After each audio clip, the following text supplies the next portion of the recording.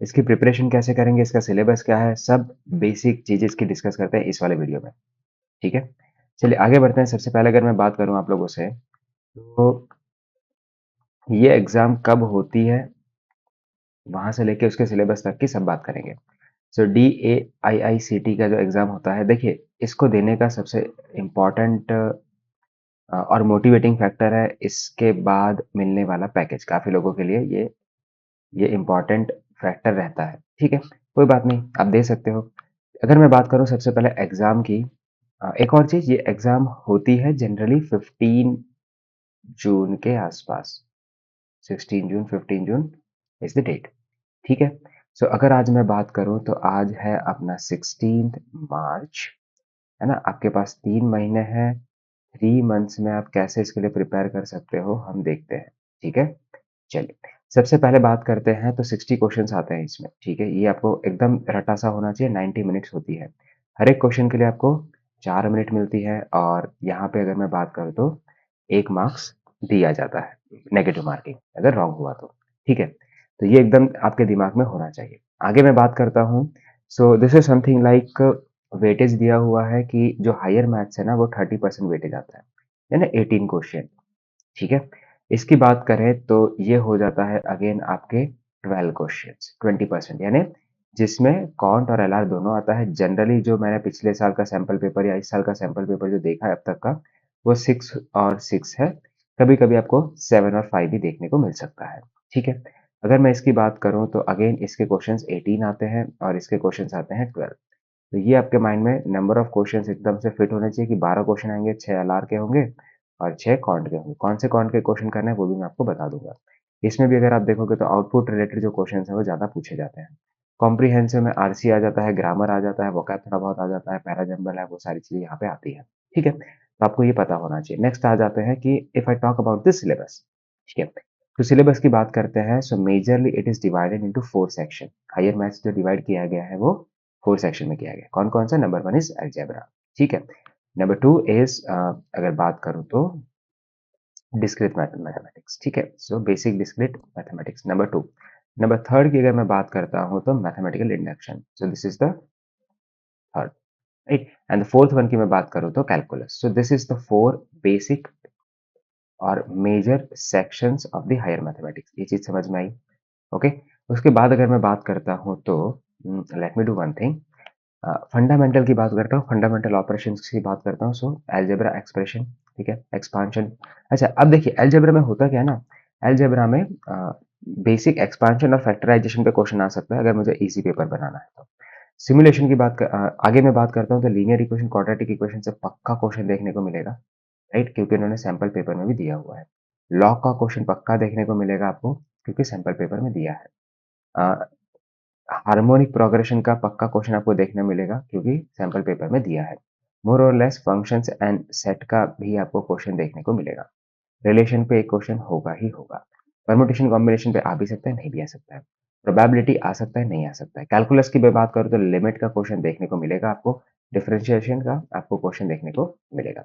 Maximum minima का एक question आपको देखने को पक्का मिलेगा। नाउ इफ यू सी, अगर आप मैं ध्यान से बताऊं तो आपको कितने क्वेश्चंस के टॉपिक मैंने एज इट इज आपको बता दिया कि ये तो आपको मिलने वाला है। हायर मैथमेटिक्स में मैंने जैसे कि आपको बताया कि 18 क्वेश्चंस पूछे जाएंगे, ठीक है? सो 18 क्वेश्चन में से अगर आप ध्यान से देखोगे तो कौन कौन से टॉपिक आपको पता है? 1, 2, 3, राइट, 4, 5, 6, 7, 8 और 9। इन 9 टॉपिक तो मैंने आपको बता ही दिए कि यहाँ से तो क्वेश्चन आएगा ही आएगा। और इन्हीं 9 टॉपिक में से हो सकता है 3 क्वेश्चन सेम टॉपिक से आए, मतलब लिमिट का एक और 3 क्वेश्चन आ गए पिछली बार जैसे देखा, ठीक है? या पिछले सैंपल पेपर में हम देख रहे हैं। तो तकरीबन तकरीबन मैं इन्हीं टॉपिक में से जो रेड किया हुआ है, इन्हीं टॉपिक में से आपको 12 क्वेश्चंस देखने को मिलेंगे if we analyse the sample paper closely, right? तो ये चीज़ थोड़ा-सा ध्यान रखिएगा। अच्छा, अब आते हैं कॉन्ट और एलआर की बात करते हैं तो 10th स्टैंडर्ड तक का ही होता है, ज़्यादा डिटेल में नहीं है।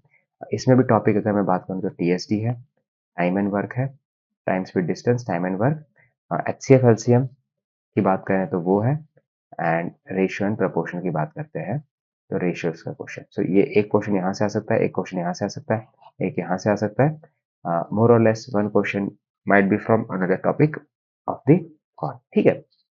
सो तकरीबन तकरीबन अगर आप देखने जाओगे ना तो आउट ऑफ ऐसा एवरेज का भी क्वेश्चन आ सकता है, ठीक है, क्योंकि कुछ टॉपिक ऐसे होते हैं जो एवरग्रीन होते हैं।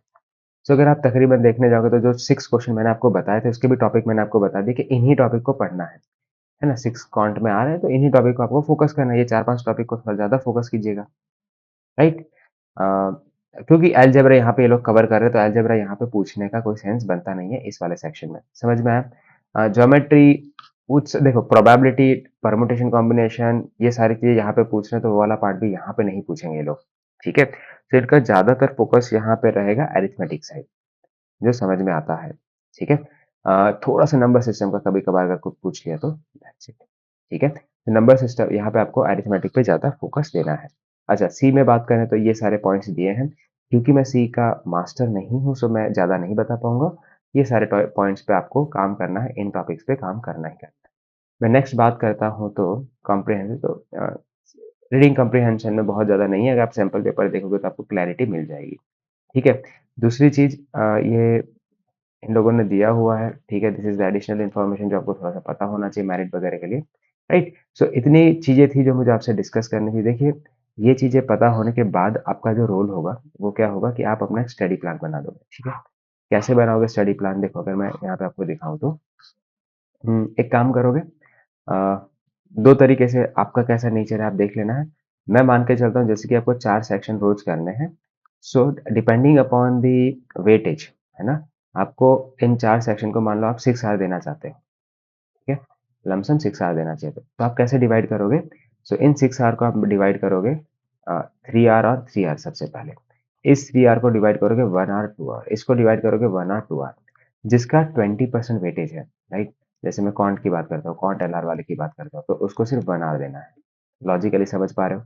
अच्छा, अगेन यहाँ पे किसको देना है? तो वर्बल को देना है, ठीक है? अच्छा, दूसरा सी 2 आवर किसको देना है? तो सी को देना है, क्योंकि वो ज़्यादा पूछा जाता है, और ये किसको देना है? हायर मैथ्स को देना है। तो इस तरीके से आप सबसे पहले अपना पूरा दिन का 6 आवर का रूटीन बना सकते हो। अब क्या करोगे? 3 आवर मॉर्निंग में पढ़ो, 3 आवर इवनिंग में पढ़ो, that will be the better option, ठीक है? मान लो अगर मैं यहाँ पे बीच में इंटरवल वाला या लंच वाला टाइम डाल देता हूँ, तो 3 आवर आपका टारगेट होना चाहिए कि आज के दिन में मुझे, मान लो ये मंडे है, ठीक है?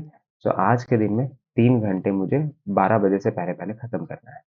चाहे आप सुबह उठ के करो या जैसे ठीक लगे, और 3 घंटे मुझे आफ्टर 12 ओ क्लॉक, है ना? मुझे ये खत्म करना है। समझ में आया? तो इस तरीके से आप बना सकते हो। 2 टॉपिक को साथ में लेना, वर्बल को और हायर मैथ्स को साथ में ले सकते हो, क्वांट और सी को साथ में ले सकते हो, डिपेंडिंग अपॉन योर चॉइस। इस तरीके से मेहनत करोगे तो डेफिनिटली आप अच्छा करोगे। Thank you so much.